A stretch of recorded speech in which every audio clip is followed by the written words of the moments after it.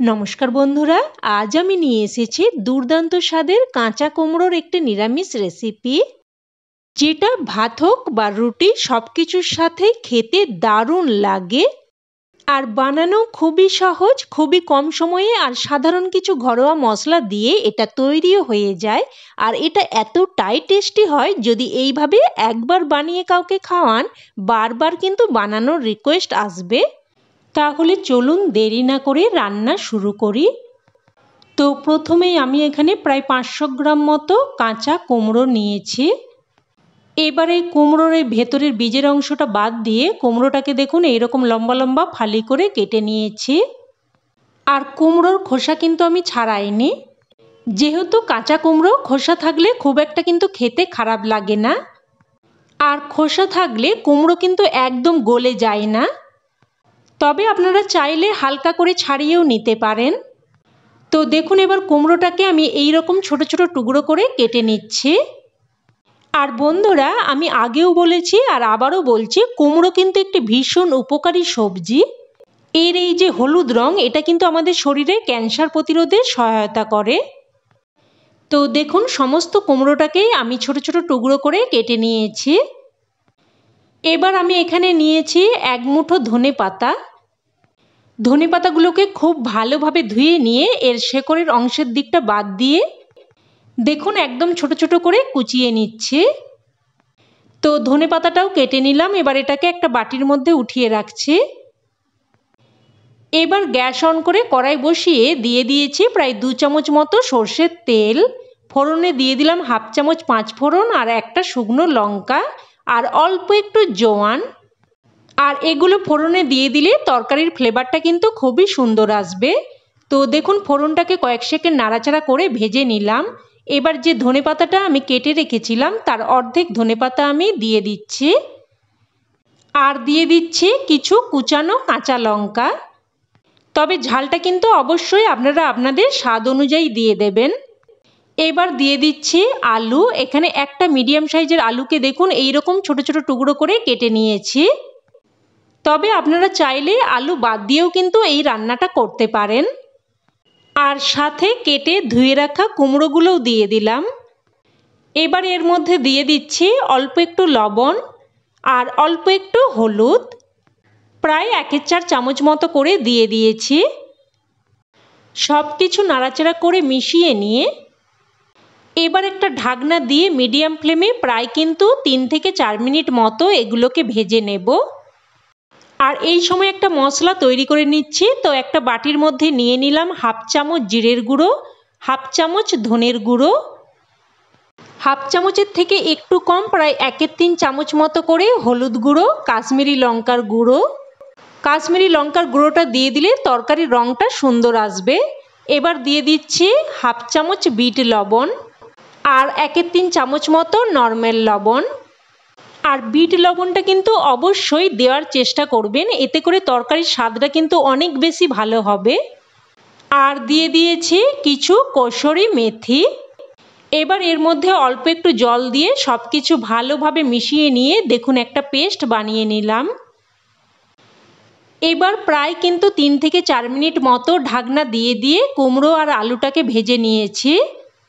মাঝে একবার ঢাকনা তুলে নাড়াচাড়া করে দিয়েছিলাম। দেখুন কুমড়ো আর আলু সব কিছুই কিন্তু হালকা ভাজা মতো হয়ে গেছে। এবার এর মধ্যে তৈরি করে রাখা মশলা দিয়ে দিচ্ছি।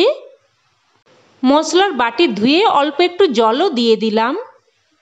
আর সাথে দিয়ে দিচ্ছি এখানে একটা মিডিয়াম সাইজের কুচানো টমেটো। এবার সব কিছু ভালোভাবে নাড়াচাড়া করে মিশিয়ে নেব। মিশিয়ে নিয়ে মিডিয়াম ফ্লেমে একটা ঢাকনা দিয়ে প্রায় কিন্তু 3 থেকে 4 মিনিট মতো মশলাটাকে কষিয়ে নেব। তো প্রায় 3 থেকে 4 মিনিট মতো ঢাকনা দিয়ে দিয়ে মশলাটাকে কষিয়ে নিয়েছি। দেখুন খুব সুন্দরভাবে মশলাটা কষানো হয়ে গেছে। আবারও একটু নাড়াচাড়া করে ভালোভাবে মিশিয়ে নিলাম। এবার এর মধ্যে দিয়ে দেব পরিমাণ মতো গরম জল, প্রায় 1/2 বাটি মতো গরম জল দিয়ে দিলাম। এইভাবে প্রতিটা স্টেপ ফলো করে এই রান্নাটা একবার হলেও বানিয়ে দেখুন, খেতে জাস্ট অসাধারণ হয়। তো সব কিছু মিশিয়ে নিয়ে আবারও একটা ঢাকনা দিয়ে প্রায় কিন্তু 3 থেকে 4 মিনিট মতো রান্না করে নেব। এবার অন্যদিকের ওভেনে একটা পাত্র বসিয়ে দিয়ে দিলাম হাফ চামচ মৌরি।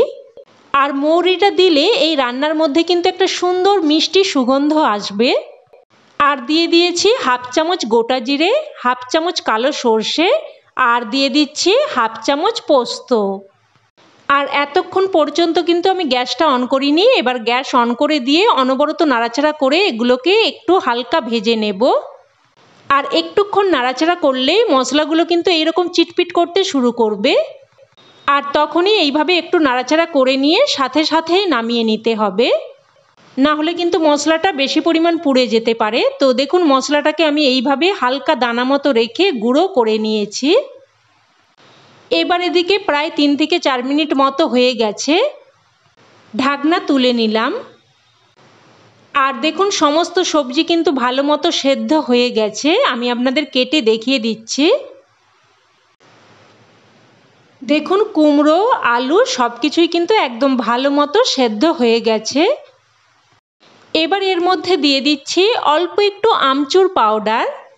একটু আমচুর পাউডার দিয়ে দিলে তরকারির মধ্যে একটা দারুণ চটপটা স্বাদ আসবে।